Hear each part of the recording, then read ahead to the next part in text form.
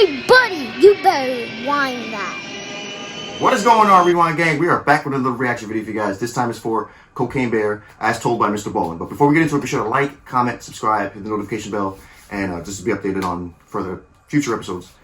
Yeah, I'm excited because if anybody doesn't know, Mr. Ballen, he's like the best storyteller ever, and he has told the story about Cocaine Bear. And as you guys know, the movie just came out in theaters.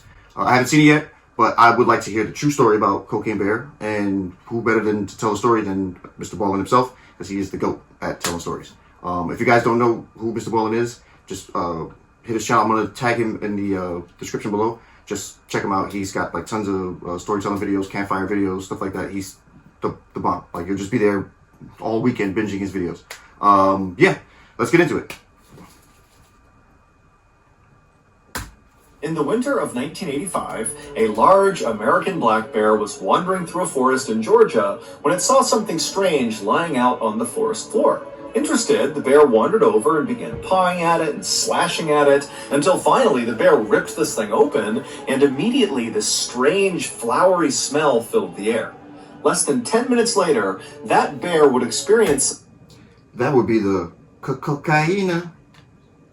Thing that literally no other living thing on Earth has ever experienced. And that is just the beginning of one of the strangest stories that's about to take the world by storm, because a major motion picture has been made about this bear that's going to be released in February of 2023. But before we get into this totally bizarre story, if you're a fan of the strange, dark, and mysterious delivered in story format, then you've come to the right place, because that's all we do, and we upload once a week.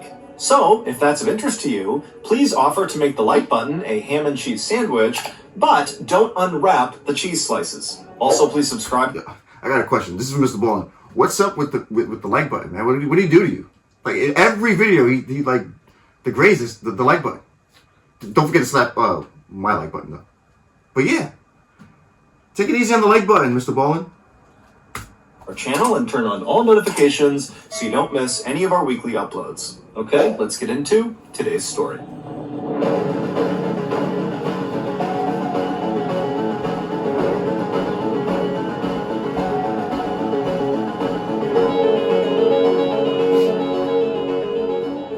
In early December of 1985, in the Chattahoochee National Forest in northern Georgia, a hunter was very carefully making his way through the trees trying to track a deer.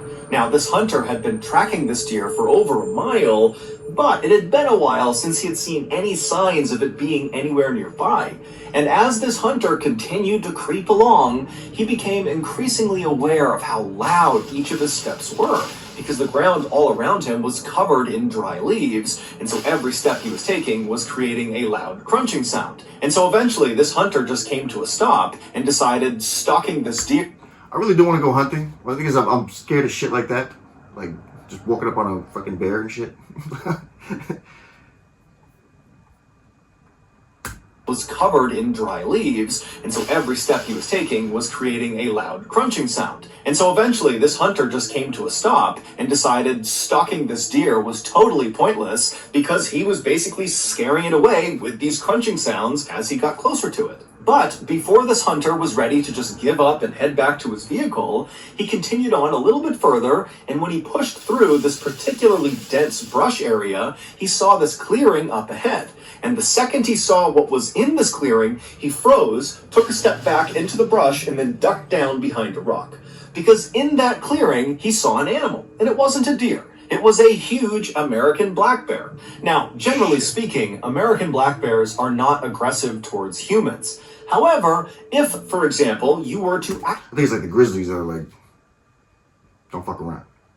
accidentally sneak up on a black bear, like this hunter had done, and you suddenly startled it by just showing your presence, the bear might react by pouncing on you and ripping you to bits. And so this hunter, with his back pressed up against the rock and his rifle gripped tightly across his chest, He's thinking about that and wondering what he's going to do to get out of this situation. At first he thought, okay, I'll just stand up and quietly walk away. But then he remembered how loud the leaves were, and even though he had been lucky walking in, he hadn't alerted the bear to his presence, on the way out, he was worried he wouldn't be so lucky, that those leaves would alert the bear to his position. And so the hunter began thinking, okay, well, what if I just stand up and start shooting at this bear? But the hunter knew the big issue with that plan is he had a deer hunting rifle, which is not nearly powerful enough to quickly take down a black bear, if at all. And so if he starts shooting at this bear, there was a very good chance that the bear would just turn around and maul him before he was able to put the bear down with his rifle. And so as this hunter is going through these scenarios behind the rock, he realizes something. He hasn't heard this bear at all. Now, bears in general are very loud animals. Just their regular breathing is so guttural and noisy that you can hear. That's just like distinctive. You hear that, you'll know, like, okay, let me get out of this area. A pretty good distance away, and the hunter's thinking to himself, I can't hear it breathing, and come to think of it, I haven't heard this bear once since I've been near it. And so the hunter very carefully stood up from behind his rock and turned around, and then he kind of peered forward into the brush, looking back into this clearing, and when he spotted the bear again, he realized immediately the bear was dead. The bear was kind of slumped forward, and its body almost looked like a deflated balloon. The hunter was so relieved, he almost started laughing, and so he stepped out from behind his rock, and he made his way through the brush into the clearing to get a better look at this bear. And when the hunter was... Honestly, if you see it dead, it's better than you seeing it alive, because, that'd probably be your last time seeing anything. right over the top of this bear looking down at it, something immediately struck him as very odd.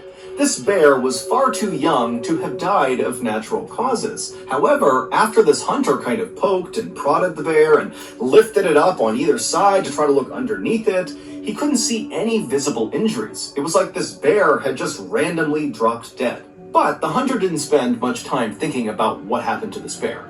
Instead, he thought to himself, there has to be some sort of logical explanation for what killed it, and with one last look at the bear on the ground, the hunter turned around and began the long walk back through the woods back to his vehicle. It would turn out there was an explanation for what happened to that bear. However, it was anything but logical. But to get to that non-logical explanation, we first have to go back in time. Around 11:30 p.m. on September 10th, 1985, so 3 months before the hunter discovered this dead bear, two pilots were flying their little 6-seater Cessna airplane over northern Georgia, making their way north towards Tennessee. And as these pilots flew along very casually, they suddenly intercepted over their radio a voice message that they definitely were not supposed to hear. It sounded like other pilots communicating with each other, and what they were talking about was how they were now going to follow this little Cessna airplane that they could see that was currently flying over northern Georgia. Now, radio traffic like this can only really be intercepted if your radio that's doing the intercepting is physically close to the person doing the transmitting. And so knowing this, the two pilots in this little Cessna knew that whoever was talking about following that little Cessna, they had to be talking about them, the two pilots in that Cessna. Now, for most pilots, if you suddenly overheard a radio transmission that your plane was getting followed by some other pilots, you might reach out to those... Probably be pretty freaky if that happened. ...and say, hey, why are you following me? What's going on? Now, the co-pilot of this little Cessna might have wanted to react that way. However, before he could, the main pilot stopped him and said, I actually know exactly why somebody might want to tail us, and unfortunately, we're both going to have to jump out of this plane. Before the co-pilot could really even react to this news, the main pilot had set the Cessna on autopilot, which sets the plane to fly in a straight direction, going at a constant speed, at a constant altitude, until either a pilot comes back and takes the... You normally put the plane in autopilot if you're going to jump out. actually know exactly why somebody might want to tail us, and unfortunately, we're both going to have to jump out of this plane. Before the co-pilot could really even react to this news, the main pilot had set the Cessna on autopilot, which sets the plane to fly in a straight direction, going at a constant speed, at a constant altitude, until either a pilot comes back and takes the craft back over, or if it just stays on autopilot, it eventually will run out of fuel and crash or run into something.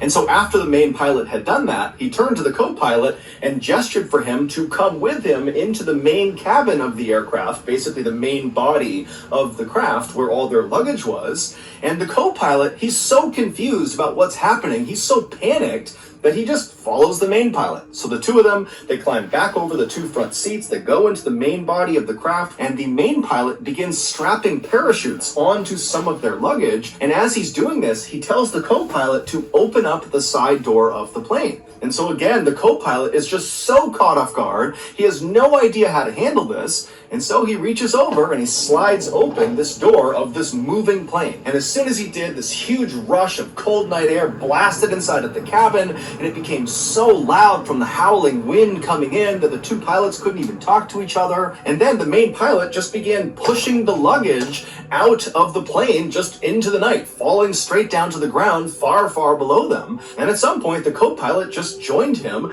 and began pushing the luggage out of the plane. And then after all the luggage was out, the main pilot shoved a parachute into the hands of the co-pilot and said, put it on. He had to gesture for it because they couldn't hear each other. And so as this co-pilot's struggling to get on his parachute, the main pilot puts on his chute, and then right after the co-pilot has just barely got his parachute on, the main pilot pushes him out the side of the plane, and then the main pilot jumps out after him. So they basically abandoned their plane, which was still set to autopilot, so at some point, it was just going to crash. About 5 hours later, in a suburb of Knoxville, Tennessee, an 85-year-old man named Fred Myers was just waking up. Fred always got up before sunrise. It was part of his daily routine. He would wake up, he would get dressed, he would wash and shave his face, and then he would sit down. Same for me, man. I'm getting out that age room up at like 5:30 for no reason. I feel you, Fred. Was still set to autopilot, so at some point, it was just going to crash. About 5 hours later, in a suburb of Knoxville, Tennessee, an 85-year-old man named Fred Myers was just waking up. Fred always got up before sunrise. It was part of his daily routine. He would wake up, he would get dressed, he would wash and shave his face, and then he would sit down and read the local newspaper. This simple routine was actually very important to Fred because recently he had been diagnosed with Alzheimer's disease, which is a progressive disease that destroys memory. And so having this sort of set routine helped him manage his symptoms. Basically, at least in the morning, he could go into autopilot and go through this routine and not get confused. However, on this particular morning, something would happen that would leave Fred more confused than he had ever been in his entire life. Fred had made it to his bathroom, he had washed his face, and he had begun shaving when out of the corner of his eye, he noticed something strange outside in his driveway. He could see it through a nearby window, but it was still so dark outside, Fred couldn't tell what this thing was out there. And so feeling very curious, Fred put his razor blade down, and he made his way over to the window to get a better look. And when he reached the window and looked out at his driveway and saw what this strange thing was, he could not believe his eyes. There was this huge parachute out on his driveway, and on the parachute was the main pilot of the Cessna. After the main pilot had pushed the co-pilot out and leapt out himself, when he pulled his ripcord, his chute either didn't deploy, or when it deployed, it didn't inflate fully, and so he was forced to go to his reserve chute, but it didn't inflate fast enough to stop him from crashing into the ground. And so the main pilot slammed into the ground, basically at terminal velocity, and so he sustained catastrophic internal injuries, and he died within a couple... Terminal velocity is like over 123 miles per hour or something like that. Minutes of hitting the ground. Fred was so stunned and confused at what he was looking at that without saying a word, he just turned away from his window and walked over to his phone and called the police, shaving cream still on his face. When the police arrived at Fred's house that morning, they were expecting to... Excuse me, NYC would like to, present itself to the world today. 1 second.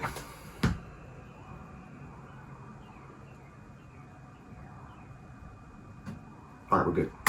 A dead recreational skydiver on Fred's property. But when they walked up the driveway and saw the dead man for themselves, they knew right away this was not some recreational skydiver. He actually looked more like a soldier. He was wearing a bulletproof vest over some camouflage fatigues, and he had night vision goggles strapped to his head. But the dead man's shoe choice made the police think this guy could not possibly have been military, because on this guy's feet were not military-style combat boots like you would expect with the rest of his getup. Instead, he was wearing loafers, specifically Gucci loafers, so very expensive designer shoes. And so the police are thinking to themselves, who the heck was this guy, and what was he doing?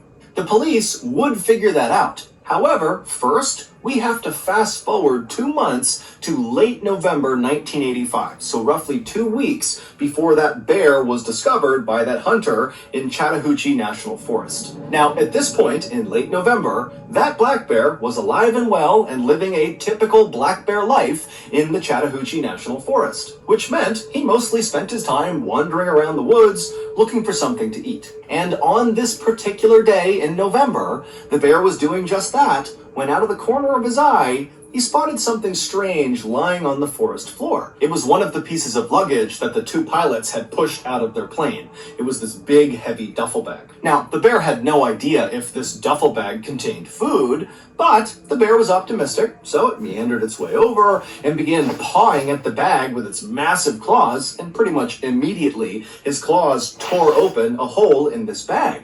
And suddenly the air all around this bear was filled with this glorious flowery smell. So the bear put its nose directly into this rip in the bag and began sniffing and licking the contents of this bag. And apparently the bear just loved it because it ate whatever was inside of the bag, all of it. And when he was done, the bear felt so good, he was so full of energy that he just...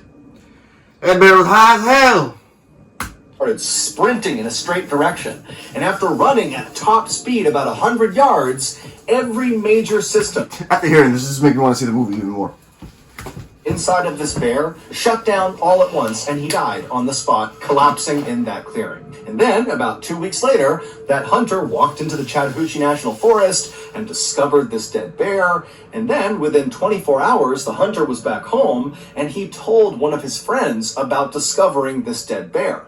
And when he told his friend about seeing this bear, he also kind of casually mentioned that he had seen a duffel bag in the forest not far from this dead bear. Now, to understand what this friend did next, you need some context. By this point in time, the police had actually figured out a lot about that dead man on Fred Myers' driveway, the main pilot of the Cessna. They knew he was a 40-year-old man named Andrew Thornton who had served in the U.S. Army as a paratrooper, but after getting out of the service, he had kind of gone astray in his life and become a big-time smuggler of illegal goods. The police had also figured out by this point that Andrew, along with a co-pilot, had been the people flying that Cessna that eventually was found crashed into a mountainside in North Carolina. The co-pilot had survived the jump out of the Cessna, and so the police tracked him down, and they very quickly realized this co-pilot was really just a victim of Andrew. Andrew had told this guy they were just going to fly to the Bahamas for a vacation. And so when that plan completely evaporated, and suddenly Andrew is barking orders at this guy to open up the plane and push the luggage out and jump out, the co-pilot said he just totally panicked and just started doing whatever Andrew wanted. And so this guy was just totally terrified, and really all he could offer police was just to confirm that, yep, Andrew was the main pilot, and yes, we really did push his luggage out of the side of the plane over some forest in northern Georgia. The police believed the co-pilot and did not charge him with any crime. The police would go and search all over northern Georgia, and they would find the majority of the missing bags. However, they knew they were still missing some, and they knew they really needed to recover them. And so, around the time that this hunter is telling his friend about this bear encounter and this duffel bag, the police were constantly having news outlets tell people in northern Georgia that if you see one of these duffel bags attached to a big parachute or something, please come forward and tell us. We are looking for these. And so so the hunter's friend thought, you know what, that duffel bag he mentioned out in Chattahoochee National Forest, which is in northern Georgia, might be one of those bags. And so the friend called authorities. Authorities were thrilled to get this tip, and so they charged out to the Chattahoochee National Forest, and they made their way out to where this dead bear was, and then sure enough, about 100 yards away from this bear was this bag, and it was one of the bags they were missing. Except the bag was empty, because, as we already know, that black bear had eaten everything inside of this bag. And as you might have guessed, that bag, along with every other bag that had been cast out of the Cessna that night, was full of cocaine. Because Cocaine! Andrew was a drug smuggler. And on the night he and his co-pilot leapt from the Cessna, he was trying to smuggle 900 pounds of cocaine from South America into the United States. That transmission that Andrew and the co-pilot suddenly overheard on their radio as they were cruising along in their Cessna was the sound of federal agents within the U.S. Customs and Border Protection Agency who had been tipped off about Andrew's big drug run, and so they really had sent 2 planes to go follow him and potentially intercept him. And so the authorities standing in the Chattahoochee National Forest looking down at this empty duffel bag had no idea where the cocaine went that was supposed to be inside of it. But on a hunch, they decided to bring the body of the dead black bear back with them and perform an autopsy on it. And sure enough, during this autopsy, the medical examiner would open up the bear's stomach, and the examiner would say the stomach was, quote, packed to the brim with cocaine, thus ending the mystery of how this bear died. It died from a massive, massive cocaine overdose. But the bear's story did not end there. Normally, after an animal is autopsied, they are cremated. But for some reason, this medical examiner decided not to do that, and instead, he had the bear taxidermied, and then he gifted this taxidermied bear to the Chattahoochee River National Recreation Area. It's probably because it's like one of those freak events that you can like only hear about once, and I guess they try to capture that by getting the bear taxidermied and shit. Pretty cool because it's like a piece of history now. So an overdose. But the bear's story did not end there. Normally, after an animal is autopsied, they are cremated. But for some reason, this medical examiner decided not to do that, and instead, he had the bear taxidermied, and then he gifted this taxidermied bear to the Chattahoochee River National Recreation Area. And then from there, the bear changed hands many times. Over the next 2 decades, no one knows exactly who had the bear and for what reason, but there were reports that at least at one point it was stolen from a storage facility, and then it was sold at a pawn shop, and then at some point the bear was in the possession of famous country singer Waylon Jennings, and then finally the bear found its forever home. Today, the bear is on display at the Kentucky Fun Mall in Lexington, Kentucky, and around its neck is a placard that reads, Cocaine Bear. Oh, shit. A.K.A. Pablo Escobar. So, that's going to do it. If you got something out of today's episode and you haven't done this already, please offer to make like button a ham and cheese sandwich, but don't unwrap the cheese slices. Also, please subscribe to our channel and turn on all notifications so you... Oh man, what a story. What a story. Look, Mr. Ballen, shout out to Mr. Ballen. Great storytelling. This is a crazy ass story, man. This is like after hearing Mr. Ballen tell us, I want to rush to the theaters to go see this. So I might take a day off to go see that. I really have to see this movie. That story is pretty crazy, man. Like, what are the odds? Like, just a random drug dealer trying to make a smuggle, and then he throws the freaking cocaine out the plane. It lands in some area, and a freaking bear decides to just eat the shit. And now we have a movie, a feature film. Life. That's crazy. And now the shit's in the museum. That's pretty dope. Yeah, you guys, if you dig the reaction, be sure to like, comment, subscribe, hit the notification bell. If you guys want me to react to any more Mr. Ballen, just drop the video that you like me to react to. Just drop it in the comments. And with the rewind, guys, you guys have a good one. Take care. Peace. Hey, buddy, you better rewind that.